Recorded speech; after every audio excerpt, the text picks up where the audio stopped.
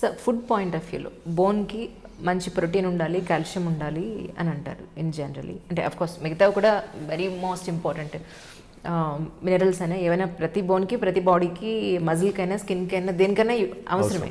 కానీ కాల్షియం అనేది most important for the bone అని చెప్తూ ఉంటారు.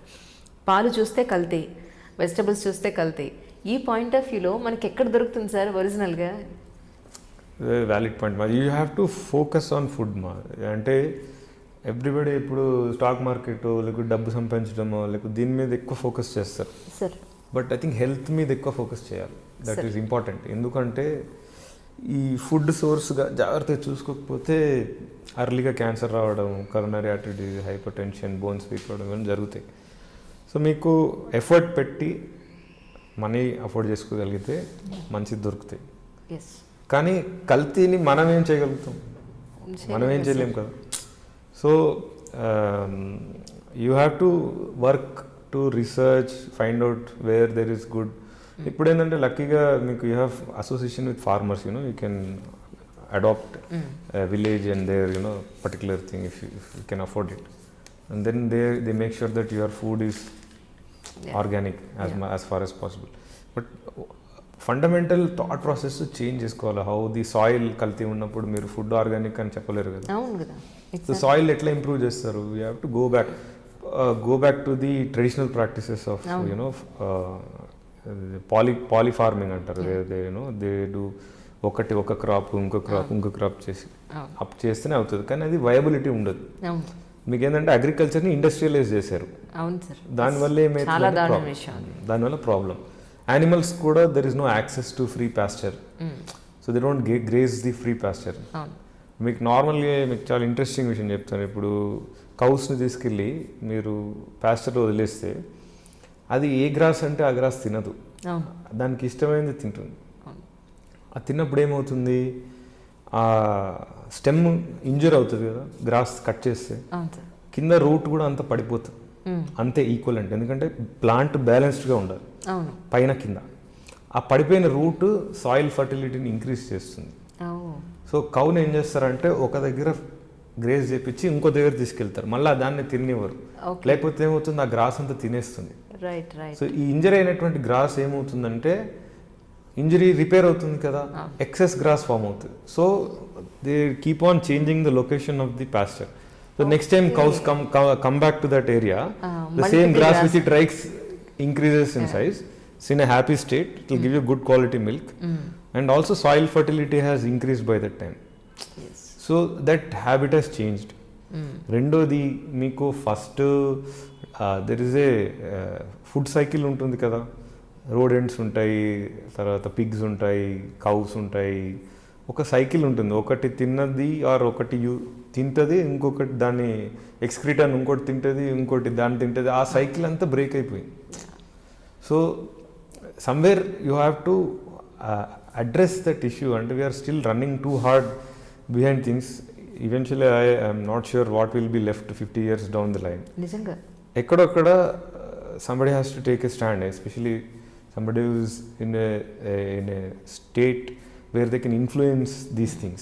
దానికి ఒక లెవెల్ ఆఫ్ కమిట్మెంట్ కావాలి. Once everything is under the radar of finance, then it becomes very difficult. Then you become short-sighted. You're only looking how much I make now. Then it will not be good for nature kada, definitely. So food I think is underutilized. చాలా మంది they are not careful. తెలియదు పాపము, afford చేసుకోలేరు. So మీరు same ఆయిల్ని మళ్ళీ heat చేసి use చేస్తే ట్రాన్స్ ఫ్యాట్ అని ఫామ్ అవుతుంది. అది తిన్నారంటే you will get coronary artery disease. What sort of oil to use for cooking, how many times you must use it, what is the source of that oil, ఇవన్నీ జాగ్రత్తగా చూసుకోకపోతే health damage అవ్వడం definitely we can't help it. ఇంకా ఏంటి, చక్కగా doctor చదవాలనుకున్నారు, చదివారు, finally మంచి సర్జన్గా పేరు తెచ్చుకున్నారు, ఫినాన్షియలీ స్టేబుల్గా ఉన్నారు, పెళ్ళయింది, చక్కగా పిల్లలు, ఇంకేం కావాలనిపిస్తుంది లైఫ్కి? Nothing specific. I think each day you have to become better as a person. So you should be in a good physical and mental space మా. ఐ థింక్ మేబీ నా పర్టికులర్ లైఫ్లో అయితే I would definitely recommend people to spend time with themselves, understand, introspect every day and have gratitude for what you have. So that's the only sure short way of attracting good things into your life. Be grateful for what you have. నాకు ఇది కావాలా అది కావాలని అనుకోకర్లేదు, ఏదన్నా you will get. But you should have that gratitude. మనం పొద్దున్న నిద్ర లేచి కళ్ళు తెరిచి చూస్తామని గ్యారంటీ ఉండదు. Lot of people die every day కదా. లేచిన తర్వాత whether will see our children, parent, wife, that's a blessing కదా. I don't think it should be determined by money or your financial stability or what you have, what you don't have. We all have a life. ఎవరైనా కూడా we should be grateful for that. Eventually we'll attract good things into our life.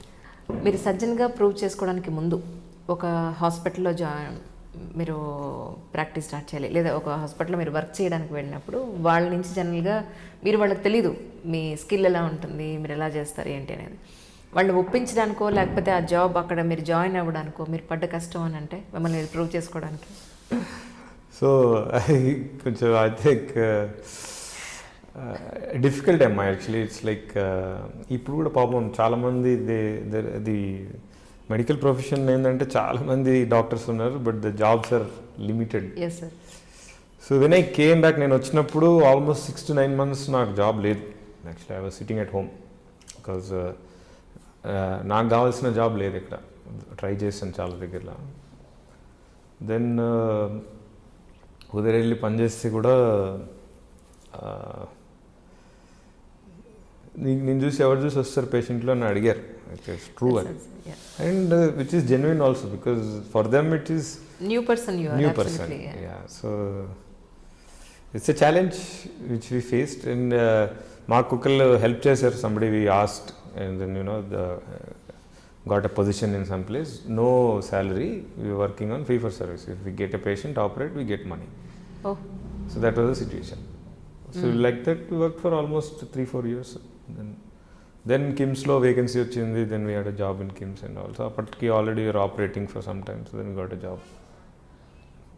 So ఎంత చదివినా ఎంత expertise అయినా కూడా ఒక కష్టకాలం అనేది ఖచ్చితంగా ఉంటుంది. 100% ఉంటుంది. సో మనం ఒక స్కిల్ అక్వైర్ చేసిన తర్వాత దాన్ని ప్రూవ్ చేసుకోవడానికి ఒక టైం పడుతుంది. అండ్ ఆ టైంలో కష్టపడాల్సిందే. There is no other option. ఈజీగా ప్లాటర్ మీద సక్సెస్ రావడం అనేది అందరికి జరగదు, కొంతమందికి జరగచ్చు. ఇప్పుడు suppose already you have somebody who runs a hospital, or your parent is a same specialty or another specialty but connected or something like that, you may get a earlier start, but eventually each individual has to prove himself. ఇప్పుడు మీకు అర్లియర్గా opportunity రావచ్చు, కానీ eventually your ability will prove what you can do over a period of time. That time has to come, that's it. ఆ టైంలో frustrate కాకూడదు. Younger సర్జన్స్కి అది that's a thing. Time will come when if you're really good enough and patient centric, అంటే patient first అని మనం అనుకున్నట్లయితే automatically these things will fall in place. ఆ కష్టపడేది అందరూ కష్టపడతారు కదా. Everybody goes through that phase. Once you finish your education to becoming a settled professional, it takes 5 to 10 years. I think that's that.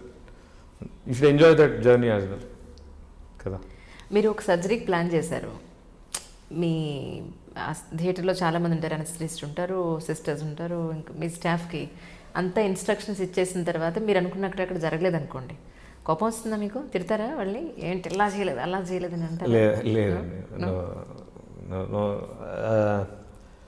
కోపం actually ఎవరి మీద అరవడం అట్లా ఉండదండి అసలు. నథింగ్. ముందు ఉండేదేమో ఎప్పుడన్నా, I don't remember. So how do you manage whatever the present situation అంటే? కోపము ఏ ప్రాబ్లమ్ సాల్వ్ చేయలేదు. సో ఆ టైంలో ఇంకా సమన్వయత ప్రదర్శించాలి. You have to be very balanced. అప్పుడు ఏం అవసరమో అది కొంచెం టైం పట్టచ్చు, కానీ ఇప్పుడున్న కాలంలో అన్నీ అవైలబుల్గా ఉంటాయి. ఏది అట్లా మీకు ఒకసారి ఏమవుతుందంటే అవసరం అనేది కింద పడిపోవచ్చు. సో దాన్ని మళ్ళీ ఆటో క్లీవ్ చేయించుకోవడము, ఒక 20 minutes 30 minutes టైం ఉంటుంది. పాటలు వింటాం, టైం వింటాం, then we go head with the thing. కానీ సార్ ప్రతి డాక్టర్కి వాళ్ళ చేతి కింద వర్క్ చేసే డాక్టర్స్ కానీ సిస్టర్స్ కానీ వాళ్ళ అలవాటు ఏంటి, వాళ్ళ స్టైల్ ఏంటి, ఎప్పుడు ఏది ఇవ్వాలి, ఏ పాయింట్ ఆఫ్ వ్యూలో ఇవ్వాలి, ఎలా ఇస్తే ఆయనకి కంఫర్ట్గా ఉంటుంది అనేది కొంత టైం పడుతుందేమో కదంటే యాక్చువల్లీ మీరు పర్టికులర్ ఈ డాక్టర్కి ఈ టీం ఉంటేనే కంఫర్ట్గా ఉంటుంది అనేది ఉంటుందా?